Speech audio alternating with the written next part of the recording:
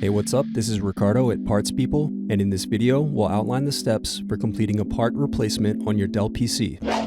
Visit our website and use this coupon for a 5% off discount.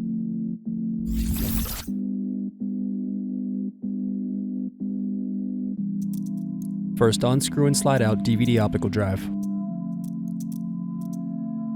Then unscrew and remove bottom base.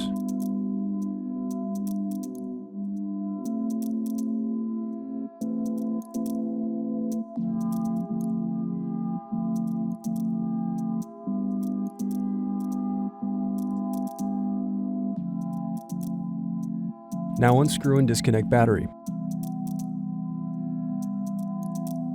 Then separate clips and remove memory.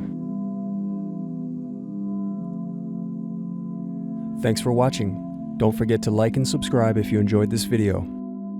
And if you need more, check out this playlist to watch other tutorials for your laptop.